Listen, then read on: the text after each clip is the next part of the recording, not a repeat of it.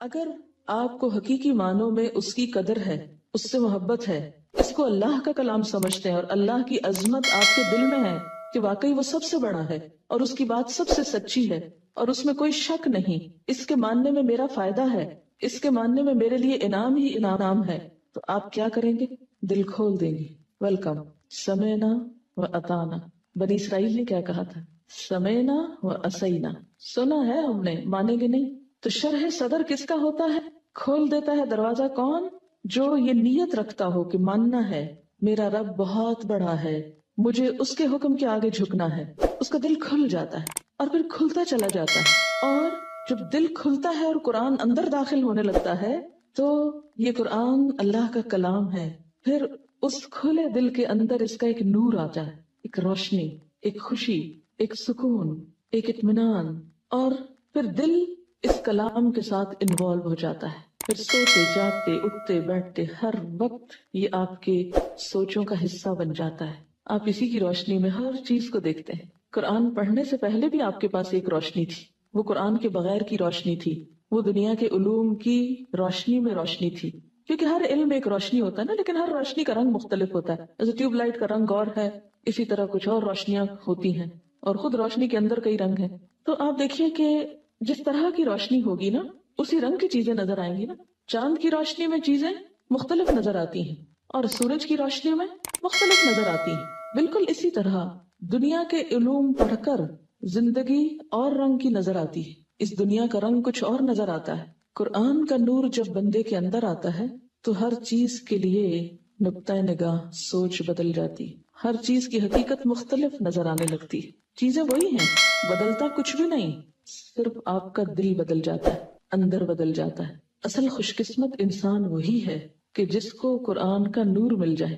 قرآن کا علم نہیں کافی، یاد رکھیے، قرآن کا علم کافی نہیں. کوئی شخص جو یہ دعویٰ کرے کہ میں قرآن پڑھ چکا ہوں اور بہت سال لگا چکا ہوں اس پر، لیکن اس کو نور نہیں نصیب ہوا، اس نے اپنا آپ اس کے مطابق بدلا نہیں، بدلنا چاہا نہیں، اپنی سوچ، اپنے جذبات، اپنی خوشی، اپنے غم، اپنا سب کچھ اس کے مطابق کرنے کا ارادہ ہی نہیں کیا. اسلام کے لیے جھکنے کے لیے کھولا ہی نہیں دروازہ، حوالے ہی نہیں کیا خود کو اللہ کے. ایسے شخص کو یہ روشنی نصیب نہیں ہوتی. وہ قرآن پڑھنے کے باوجود بھی کچھ اور ہی روشنیوں میں دیکھتا ہے دنیا کو. ایسے شخص کے لیے قرآن کا علم پھر فائدے کی بجائے الٹا نقصان دہ ہوتا ہے. فویل، یہی علم اس کے لیے ہلاکت کا سبب بن جاتا ہے، تباہی کا سبب بنتا ہے. کیوں؟ اس لیے کہ وہ خود بھی بھٹکتا ہے، اوروں کو بھی بھٹکاتا ہے، خود بھی گمراہ ہوتا ہے، اوروں کو بھی گمراہ کرتا ہے. فویل للقاسیۃ قلوبہم من ذکر اللہ، تباہی ہے ان لوگوں کے لیے جن کے دل اللہ کے ذکر سے اور سخت ہو گئے اور ڈھیٹ بن گئے، وہ اور دین کے دشمن بن گئے. ان کے لیے یہی قرآن، جیسے حدیث میں آتا ہے نا، القرآن حجت لک او علیک. کتنے چھوٹے سے لفظ ہیں، 3. القرآن حجت لک او علیک. قرآن یا تو تمہارے لیے حجت بنے گا، تمہارے حق میں، یا تمہارے خلاف. قیامت کے دن یا تمہارے حق میں سفارش کرے گا یا تمہارے خلاف مقدمہ کرے گا. یا اللہ پکڑو اس کو، اس نے مجھے مذاق کا نشانہ بنا لیا تھا، مجھے پڑھتا تھا. ہاں، وہ حدیث بھی ہے، نبی صلی اللہ علیہ وسلم نے فرمایا کتنے ہی قرآن پڑھنے والے ایسے ہیں کہ قرآن ان پہ لعنت کرتا ہے. کتنے ہی قرآن پڑھنے والے ایسے ہیں والقرآن یلعنہ، قرآن اس پہ لعنت کر رہا ہوتا ہے. کیسے؟ اس کی ایک چھوٹی سی مثال. مثلا قرآن پاک میں اللہ تعالیٰ فرماتے ہیں لعنت اللہ علی الکاذبین، جھوٹوں پر اللہ کی لعنت ہے. اب ایک شخص تلاوت فرما رہا ہے، لعنت اللہ علی الکاذبین، یاد کر رٹ رہا ہے جیسے حفظ کر رہے ہیں، اور دوسری طرف قرآن رکھ کے بیٹھتا ہے. استاد پوچھتا کتنی دفعہ پڑھا؟ کہتا ہے استاد جی 10 دفعہ ہو گیا. کیا کیا اس نے؟ جھوٹ بولا. اور وہ جو لعنت اللہ علی الکاذبین پڑھ کے بیٹھا ہے وہ کس پر گئی؟ اسی پہ گئی نا جس نے جھوٹ بولا. ایسے بہت سے کھیل اور ایسی بہت سی زیادتیاں ہم خود اللہ کے دین کے ساتھ کرتے ہیں. کبھی آپ نے سوچا نہیں کہ آخر کیا وجہ تھی کہ عرب کی اس بدو قوم کے پاس یہ کتاب آئی تھی اور وہ دنیا کی امام بن گئی؟ آج ہم مسلمانوں کے پاس بھی وہی کتاب ہے بغیر کسی چینج کے، اور ہمارے لیے روز ذلت کا سبب بن رہی. ہم ہر آنے والے دن میں نیچے جا رہے ہیں. فرق کیا ہے ہم دونوں میں؟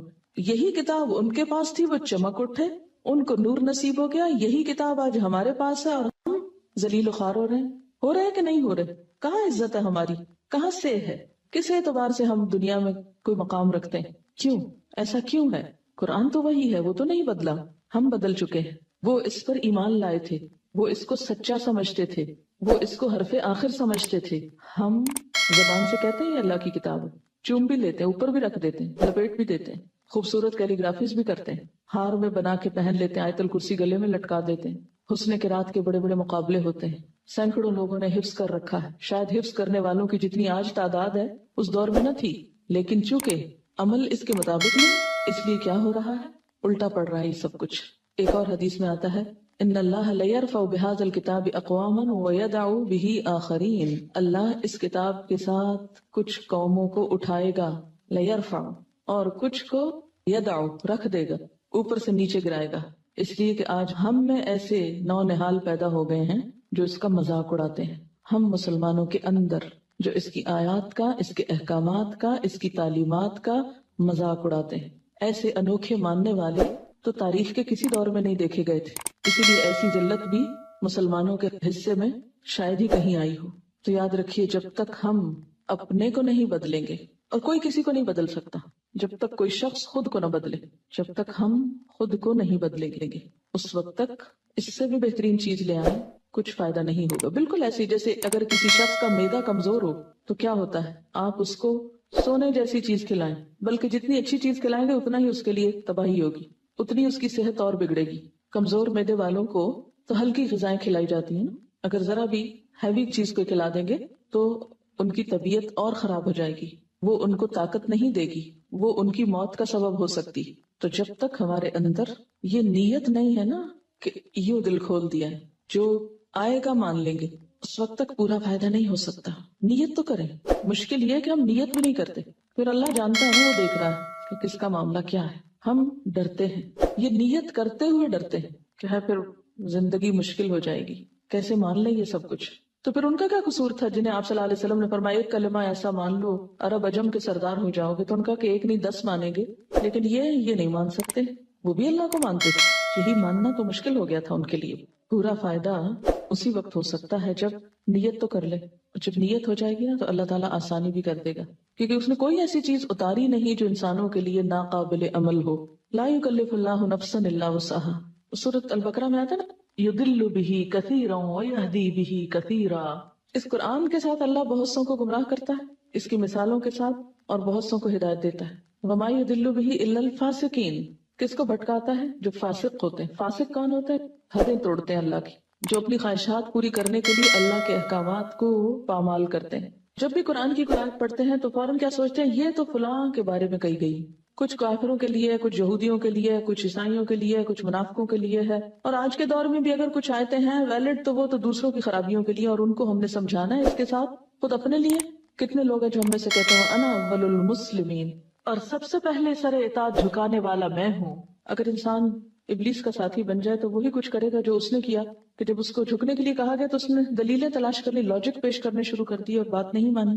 اسی لیے قرآن جو ہے وہ ساری زندگی سمجھتے رہنے کی چیز ہے، اور جتنی دفعہ آپ اس کو پڑھیں گے پڑھائیں گے آپ حیران ہو جائیں گے کہ واقعی ایک میریکل ہے، کہ کوئی اور چیز اس کے مقابلے کی نہیں کہ جو اس طرح دل پہ حاوی ہو جائے۔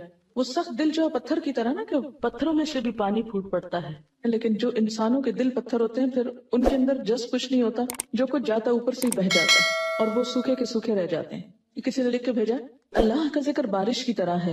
امیجن کریں کہ اگر بارش ہو رہی ہے اور بہت سارے برتن پڑے ہیں، کچھ الٹے اور کچھ سیدھے، بارش ہوگی تو جو برتن الٹے ہوں گے ان پر پانی تو پڑے گا، مگر بارش تھمنے پر وہ خشک ہو جائے گا، مگر جن برتنوں کا منہ کھلا ہوگا ان کے اندر تک پانی جائے گا، اس میں بھی اگر کہیں کریک ہے تو تھوڑا شاید کم جائے۔ اس لیے قرآن کا علم، اللہ کا ذکر اسی دل میں جائے گا جو ہر طرح کی آلائشوں سے، کریکس سے پاک ہو۔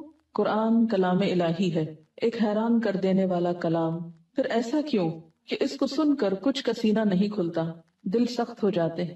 بہت سے اس کو پڑھتے بھی ہیں مگر گمراہ ہو جاتے ہیں۔ بہت سے ایسے بھی بدقسمت ہیں کہ جتنا سنتے ہیں اتنا ہی ان کی نفرت میں اضافہ ہوتا ہے۔ ایسا کیوں ہوتا ہے؟